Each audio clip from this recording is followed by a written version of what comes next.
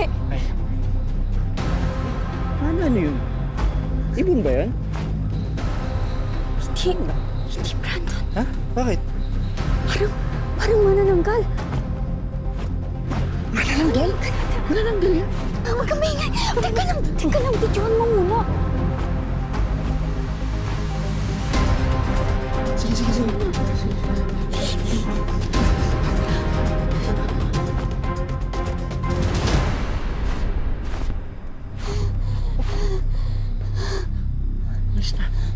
Malis na. Ana. Totoo pala talaga yung mga manananggal, no? Grabe. Ito. Matingin. Kahanan ko. Brandon, send mo yan sa akin, ha? Isasama ko sa report ko. Ay, sige. Tama. Send ko sa'yo. Grabe.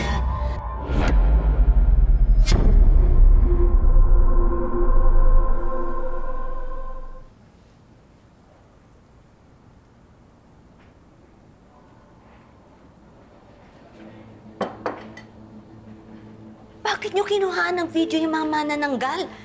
Delikado yan. Lola, biglaan lang naman po eh. Tsaka, para din po yun sa report ko. Hindi yan rason para ipahamak mo sarili mo. Ibang tao yung mga manananggal na yan. Hindi mga simpleng kawatan na pwede mong isumbong sa pulis tapos ipablatter mo. Malalakas yung mga yan. May mga powers. Buti na lamang at hindi kayo nakita, tapos hinabol kayo, tapos inilipad kayo. Sorry po, Lola. Sa susunod na makakita ka ng manananggal, ha? O yung mga delikadong mga nilalang na yan, na umuwi ka na agad. Ayaw ko matulad ka ha, sa kapatid ng lola ko. Bakit po, Lola? Ano pong nangyari sa kanya? Nakakurso na dahan ng manananggal dahil buntis. So ayun, patay. Pati daw yung mga alagang mga manok, hindi pinalampas. O gusto mo bang mangyari yun sa'yo? Ayoko nga, Lola, no? Pero totoo po pala talaga yung mga ganun, no? Na pumapatay po sila ng mga tao, tsaka ng mga hayop. Mag-iingat ka, Apo, ha? Gusto mo ba pabaunan kita ng asin? Lola, okay lang po. Naku, Lola, wag po kayong mag-alala sa akin dahil kaya ko na po yung sarili ko. Malaki na po kaya ako, no? Alam niyo po, kailangan yung alalahanin. Ikaw, Lola, kasi mamaya bigla na naman tumaas yung blood pressure nyo, tapos ma-stress kayo, di ba? Ay, wait lang, Lola. Yung gamot mo pala. Babaya, makalimutan natin to. Okay na yan, dali. Makakalimutan mo na naman Hindi, yung gamot mo, ikaw ang Lola. nakakalimot. Tuminom ng gamot mo. Kung hindi pa Mamaya kita yan. papaalalahanan, Lola. Dito na yan. Okay na yan. O, kain na, dali. Ito. Mukhang masarap yan, Lola. Manananggal? A Filipino mythical creature. Una raw nakita ang mga manananggal noong panahon ng Kastila. Lumalabas lang sila tuwing gabi, nahati ang kanilang mga katawan, at tuwing umaga naman, nabubuo ulit yung mga katawan nila. Nagpasa-pasa yung mga accounts ng mga sinaunang Filipino at yung mga kwento nila nagpasa-pasa na sa panahon natin ngayon tungkol sa manananggal gamit ang comics, TV series at movies. Question. Bukod sa word of mouth at sa paggamit ng mga manananggal sa Filipino pop culture, totoo ba talaga sila? Well, ang sabi kasi nung lola ko, yung kapatid daw ng lola niya namatay at nabiktima ng manananggal. Dahil kayo ng lola ko, Yarn. Well, guys, syempre nung una ako din hindi ako naniniwala kasi sino ba namang maniniwala sa manananggal, 'di ba? Parang hindi siya makatotohanan. Pero may nakita kami ni Brandon kagabi sa park. At ito yung video.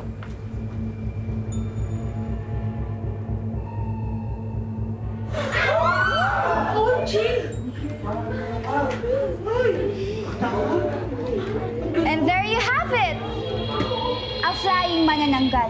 Pumapatay ng mga tao, lalo na ng mga sanggol at buntis. They are dangerous monsters. Dangerous monsters? Yes, Bes. Kasi di ba unlike ng mga duwende na paglalaroan ka lang, ng mga kapre na bubugahan ka lang ng usok. Kaya kayo, mag-iingat kayong lahat. Lalo na may mga pinapahid sila kasi na parang special langis bago sila magpalit ng anyo. Kadiri naman, iyo. How primitive! Baka hindi naman lahat ng manananggal masama, di ba? Katulad lang ng tao, may good at may bad. Pero best kasi, di ba, tayong mga tao may sinusunod tayong batas. Eh yung mga manananggal, wala, di ba? Kaya kahit anong gawin nila, kahit pumatay pa sila ng mga tao, walang huhuli sa kanila dahil nga manananggal sila. Bakit, Bes? Alam ba natin kung ano yung batas ng mga manananggal? Baka kailangan pa i-research.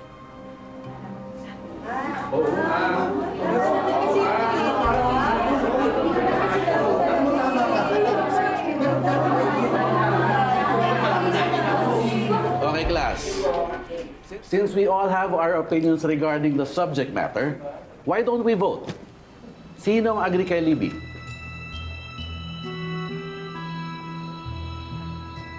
Now, sino naman ang agree kay Hannah?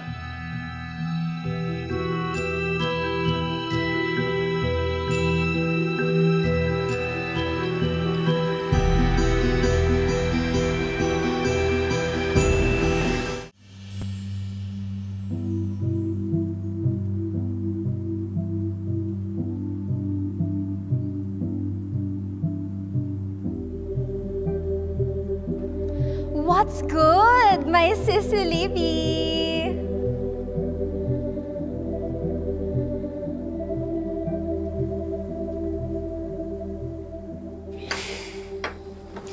Fuma. Ayun. Inis na inis sa pa-main character kong Bes.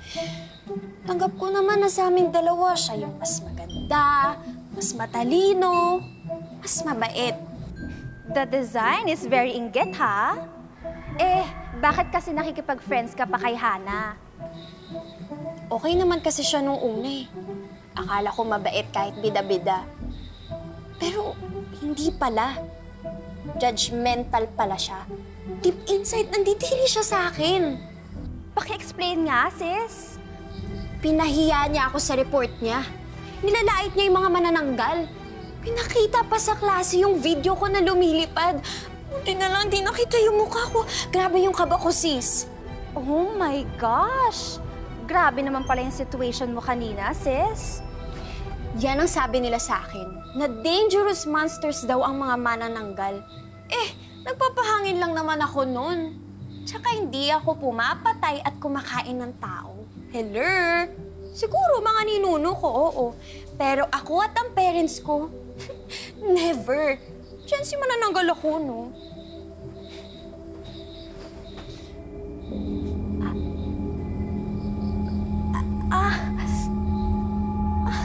Happy 7 p.m.!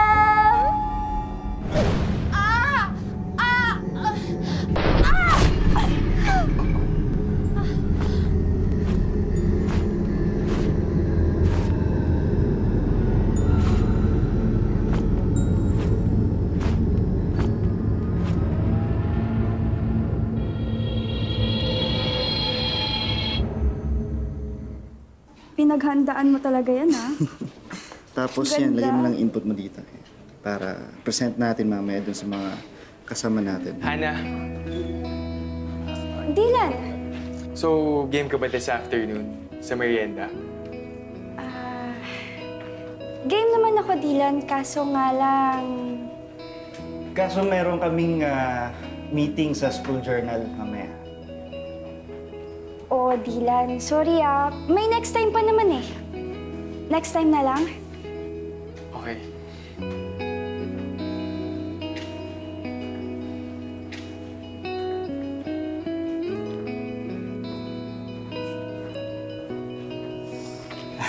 Ano? So, okay ka na dito sa...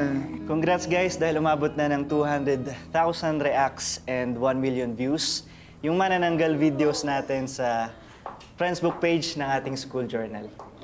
Congrats, guys! At hindi lang yun, guys. Dahil nag-email din sa akin yung GMA News dahil gusto nilang i-feature yung video natin sa page nila.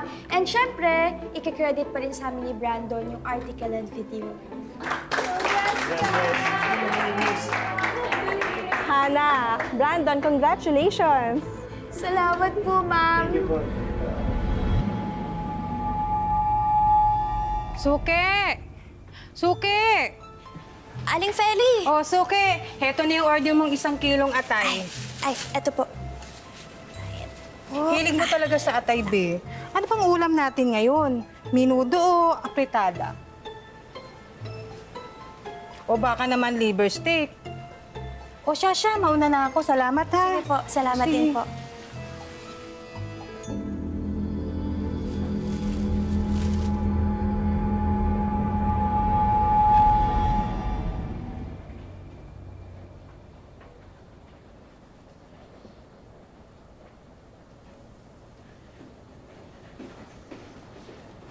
Sipag naman ang apo ko, ah. Thank you po, Lola.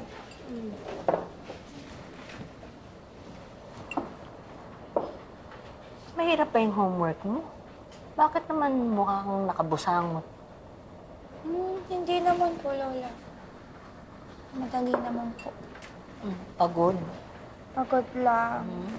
Hindi naman nung pagsimangot niya ng mukhang pagod eh, o parang may something. Wala po, Lola. Medyo mahirap lang po itong mga pinag-aaralan namin. Huwag ka nang mahiya sa akin.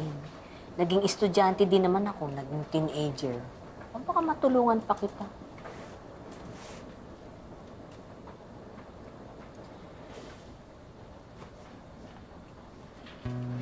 Okay. Lola, mas okay po ba na unahin yung pag-aaral kesa sa mga crush-crush na yan? Kasi, alam mo, Lola, yung crush ko na to, matagal ko na siyang inaantay na pansinin niya ako. Tapos, ngayon, nung napansin niya na ako, nung inaya niya na ako for merienda date, ako naman tong busy. Busy sa school, busy sa mga test ko, sa mga projects. Wala, Lola. Nakakalungkot lang. Naku, hindi na yan tinatanong, Apo. Kung akong estudyante kagaya mo, uunahin ko yung pag-aaral. Abay, naghihirap yung mga magulang mong magtrabaho sa abroad para mapigyan ka ng magandang kinabukasan. At saka hindi ba may scholarship ka, o? Sayang naman kung hindi mo paglalaanan ng panahon yung pag-aaral mo. Kung ako yung may masipag na magulang na kagaya mo, ito ang magiging paraan para masuklian ko yung paghihirap nila para sa kinabukasan mo. Tsaka yung mga crush-crush na yan, yung mga puppy-puppy love na yan. Marami pa yan, nakakapaghintayan. Sayang yung scholarship mo. Oportunidad yun. Opo, Lola. Thank you po. Basta ikaw, Apo. Oh, Lola! Ay, nahilo Ayos lang. lang po ba kayo? Hilo lang ka ng kaunti. Nabigla lang ako sa pagtingin. Amin na po, alalayan na po na ko kayo at baka mamaya mas lalo po pong tumaas ang BP nyo. Okay, sige. Lola, ininom mo po ba yung gamot nyo? Nandito na po sa bulsa ko. Kala ko, di mo na Sumusobra na talaga yung Hana na yan. Gusto niya ipamukha sa buong mundo na ang mga manananggalang kontrabida. Gusto niya maging bida-bida. Ipapa-experience ko sa kanya kung paano maging bida. At kung paano maging manananggal. Eh, paano? Pakakainin ko siya ng atay para it's atay na kami. Hi, sis. Di ba nga hindi effective yung atay ng hayop? Ang effective yung atay ng tao para tuluyan siya maging manananggal. Oo nga, no? Sabi ko naman sa'yo eh, wala akong alam sa mga ganyan. Because I'm a Gen Z manananggal. Tsaka, Never akong pumatay at kumain ng tao. Okay na sa akin yung mga atay ng hayop. What if ipahid mo sa kanya yung langis ng manananggal para mas maging smooth yung paglipad at paggalaw niya?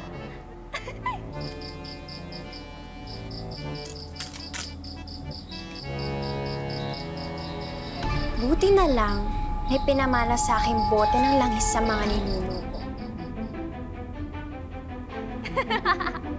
I know, right?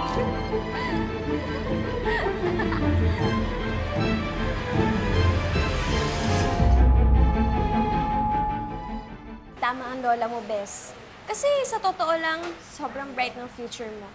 Imagine, Dean's Lister ka na, tapos malaki ang chance na matanggap ka sa mga prestigious companies after graduation. Salamat, Des, ha? Alam mo, feeling ko stress lang talaga ako eh, kaya nag-iisip ako ng kung ano-ano.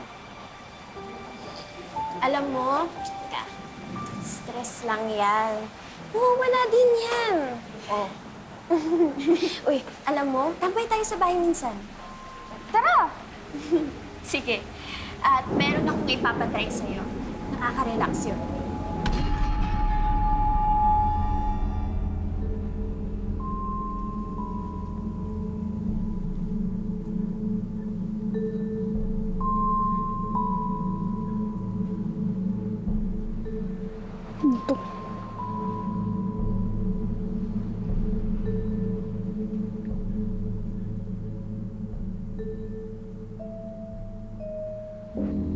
Tihap, tihap, liu-ar. Tihap, tihap, liu-ar.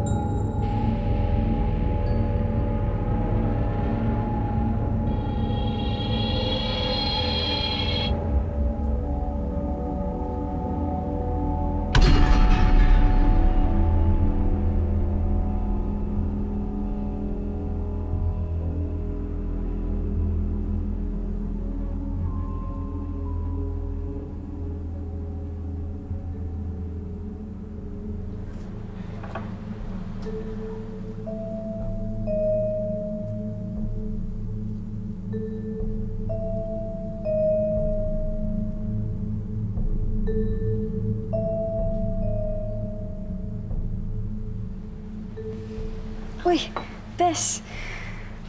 Ang galing, no? Ang cute naman ng mga pang-witchcraft mo. Hobby lang, pero di pa ako expert. Pero kahit na, tignan mo, ngayon lang ata ako nakakita ng mga ganito eh. Ang Pero, cool. nakakagawa ko ng remedies sa mga sakit sa ulo, muscle tension, sa stress. Talaga? Bes, baka naman pwedeng pahingi, please. Oo, sige, sure. Eh kasi 'di ba alam mo naman, sunod-sunod na yung mga projects natin, yung mga test natin. So, medyo kailangan ko ng mga pang-parelax. Gusto mo magpahit tayo bago tayo magmerienda?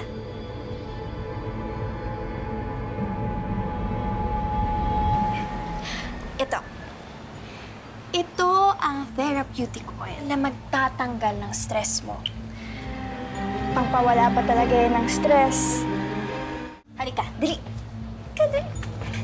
Halika. Ito. Sure ka ba, Bes?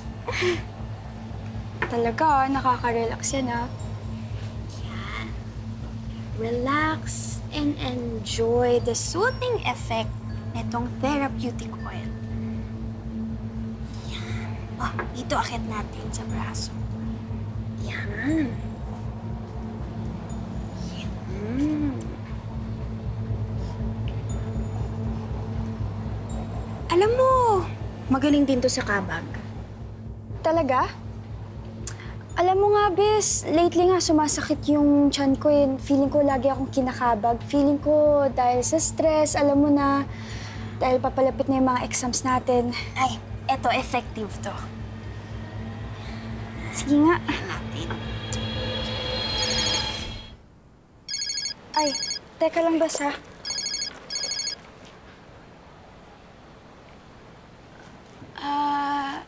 Hello po? Po! Na-hospital po si Lola? Sige po, sige po. Bes, aalis na muna ako, Na-hospital kasi si Lola, eh. Thank you,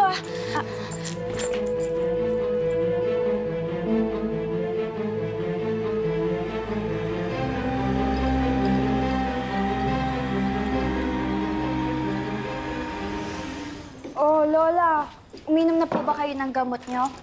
Naman? Kaya lang nalimutan ko yata uminom kanina. Ay, naku, Lola. O sige, ganito na lang po. Kahit nasa school ako, i-check ko pa rin po kayo kung nakainom na po kayo ng gamot nyo para po hindi po kayo nakakamiss ng dose. Okay? Pasensya ka na ha. Naabala pa kita. Nakadagdag pa ako ng problema mo sa school. Siyempre po, Lola ko po kayo at love na love ko po kayo. Kaya, mas mahalaga po sa akin yung health nyo tsaka yung happiness nyo.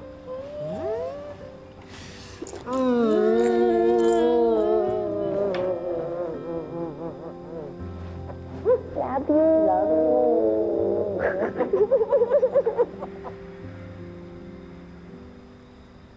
Buti na-discharge na ang lola mo. Alam mo, Bes, buti na nga lang talaga eh. Pero kailangan ko pa rin talagang i-double check kung hindi niya nami-miss yung dose niya. Alam mo, Bes, sana no magkaroon ako yung me time, yung sarili ko lang, tapos relax lang ako. Kasi sobrang dami-daming nangyayari sa buhay ko, sobra ako nai-stress. Kahit isang araw lang na ganun. Ay, tamang-tama, Bes. Dala ko yung therapeutic at stress-relieving oil. Teka lang, kukunin ko Oh, eto Ayan. Ikaw na lang mag-apply niyan tonight. So, konting pahid sa noo, braso, balikat, sa batok, at sa tiyan. Para feel mo yung calming effect. Bes, mukhang okay ito Parang makakatulog ako ng mahimbing neto mamaya. Yan. Ipahid mo hanggat gusto mo. Thank you.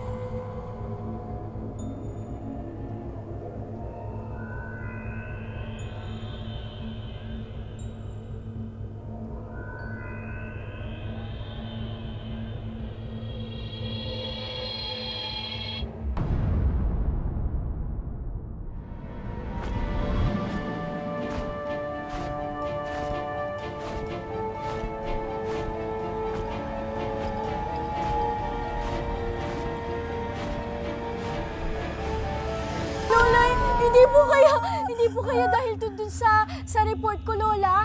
Di ba po kapag pinag-usapan daw po yung mga ganun, gaganti daw po sila? Hindi ko talaga alam. Deserve niya mag-suffer sa pagiging judgmental at taklesa niya. Good luck na lang sa kanya. Sa albularyo tayo magpapatingin, ha? Aha! Tama nga nadali ng elemento si Hana.